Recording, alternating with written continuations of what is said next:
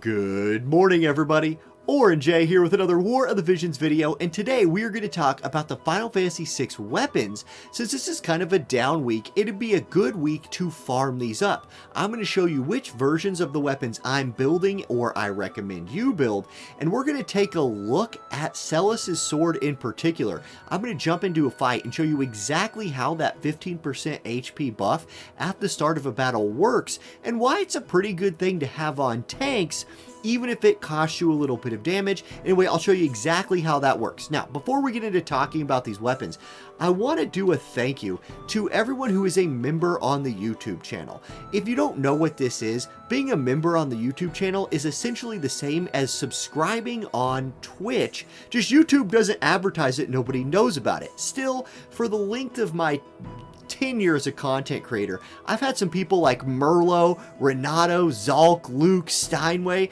These people have earned the pink badge, which means they've been members for over a year. That's crazy. And then, I could go down this list. I've got a lot of people who've just been sticking with me since the beginning, sticking with me since when they found the channel, and without the support of you guys, especially those of you who watch all my videos, and then especially those people who become members, there's no way I could do what I do. So I'm going to give a shout out here to some of the new members. We got Zarel and Jamal joining. Jamal's only been here for 4 days. Thank you so much, Jamal, Grim, Cavalier, all of you guys who are members on the channel. And if you don't know where you can join, it's as little as $2 a month. There's just a join button underneath the videos. So from time to time, I'm just going to shout out the people who are becoming members. Thank you guys. Couldn't do what I do without you. Let's talk about these weapons. Now, I'm going to start by jumping into the game and looking at the 3 versions that I've already built.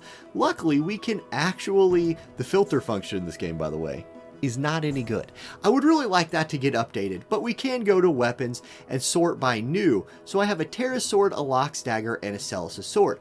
I'm going to start with Lox Dagger. In my mind, this is the biggest no-brainer.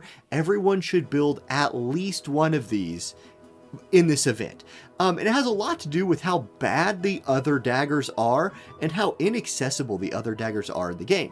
Here's the version I built. I went with Assault. It has a 170 attack and 20 defense piercing. Defense and Spirit, especially in PvP, is a stat that's just everywhere. Being able to pierce that is a big deal, and in my opinion, 20 defense penetration is going to give you more of a damage boost in PvP, typically, than like slash resist 15, which is the more standard weapon buff, the more common weapon buff you see on a lot of weapons. 170 attack on a dagger is really nice, and to kind of illustrate that point, we can go look at the other daggers in the game, and we'll start with the Mage Masher. Now, if there's one other dagger in this game that I really like, it is the Mage Masher. However, it's not something you can farm all the time. You can see it's a recurrent event, so if you were gonna like wait for another dagger, maybe one that had a little bit higher attack at 186, you'd be waiting a while for the Mage Masher.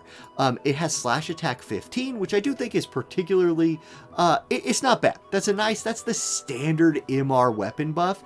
So I think the Mage Masher was probably your most comparable to Lox Dagger in terms of PvP, but who knows when we'll get a chance to farm that.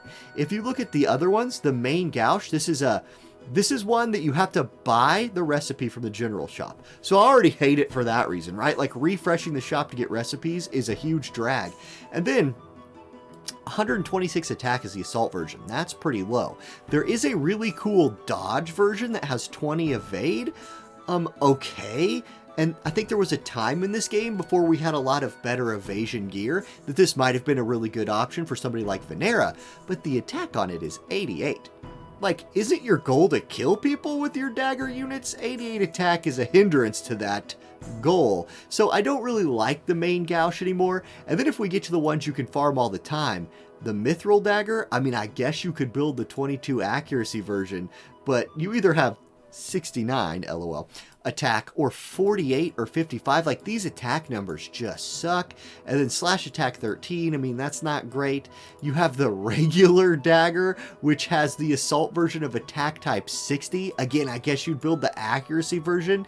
Luckily, if you're a new player, you have a chance right now to farm Locke's dagger. I think this is the no-brainer. I'm going to make sure I get at least enough recipes to do 2 of these. I might only build 1 right now for Locke, but I definitely think Locke's dagger is the big no-brainer of all of them. Okay, let's move on to the next one. Let's talk about what else we got. And I'm going to do Terras Sword next. I'm going to save Celes Sword for last because that's when I got to, go into a battle to show off. Terras Sword. Now, this is similar to Locke's dagger in that it's giving you a piercing rate. This one is spirit, whereas Locke's dagger was attack. Once again, I think this is a very, very good sword for PvP in particular. Spirit piercing is really going to help you kill some of those tanks who are stacking spirit. Now, the magic version does give 150 magic. It's not a ton.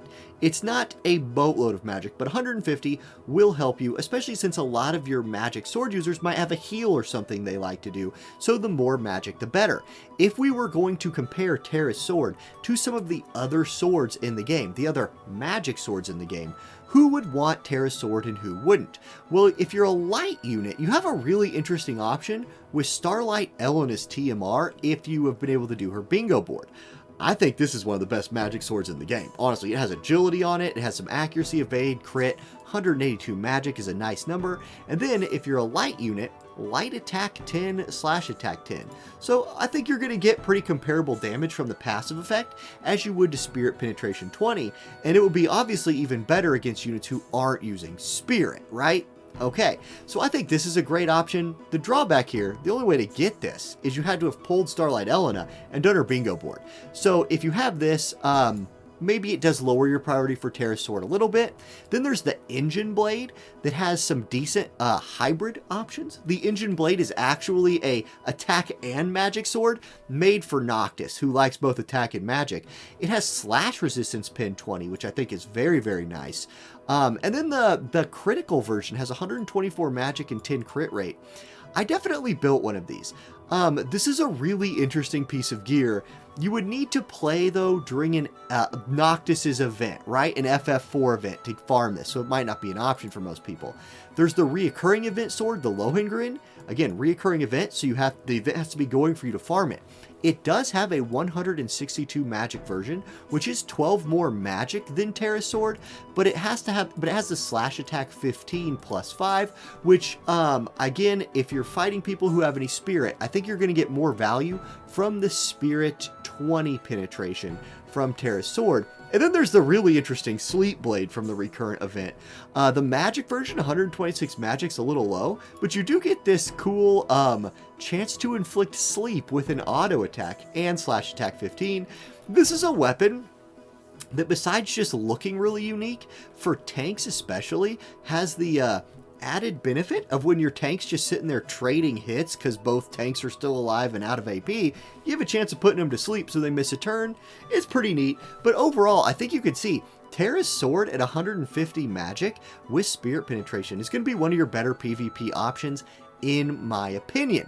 Now, if you want the exact numbers on like when Spirit Penetration is better than slash penetration or when Spirit Penetration is better than slash attack 15, I have not run those numbers. I'm just telling you that, like, from my personal extended use of Terras Sword, I'm getting very, very good damage returns on 150 magic and Spirit Penetration 20. Okay, there we go. Now, we've got one more sword to talk about, and it is the most interesting of the bunch, in my opinion. That is Celes' Sword. So, you can see I built the magic variant here, 142 magic. Celes is a unit that scales off of magic as well, so this sword is kind of an option for any of your magic sword users. It has the slash attack 15, which I've already talked about how I kind of like Spirit Penetration more, but it has this other thing, max HP up 15% at the start of battle. Now, why is this going to be particularly good on tanks and less good on other units? Well, to show you exactly what I'm talking about, I'm going to jump into my favorite mission. I would say my most played mission in the campaign, which is Part 1, Chapter 1. Hold on, Chapter 1, Scene 1, Battle 1. It's put your units on a map with 2 really, really slow wolves so we can do some experimenting. I've set up a little trial here. I have Celes, who with this sword equipped will have 11,637 HP walking into battle, and I'm going to have Tifa out here at, you know, doing Tifa things to help us run this experiment. Now, let's jump into a fight and see what Celes' sword does for her HP for the first 3 turns. You've already seen it at that 11,637 mark. I believe that was the number, 11,637. That includes the 15% buff. So exactly how much of a buff is that giving? To find out, what we're going to do is we're going to skip a couple turns. You see right here, 11,637. Well, let's pass on a few turns. 1, 2, here comes turn 3. Aha, on turn 3, we're down to 11,045. I wrote down that that is a drop of 592 health.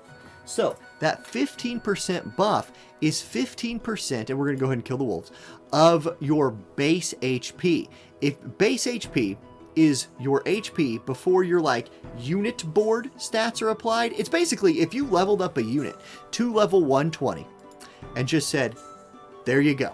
We're not going to level up your skill board at all. We're going to give you no gear, no passive abilities, anything. That's your base HP. So that's what that 15% scales off of. If it scaled off of like everything, if she got like 15% of 11,000, this would be no-brainer the best magic sword in the game for literally any unit, but it scales off of base HP, which means it's going to be better for units with a higher base HP, which is typically your tanks.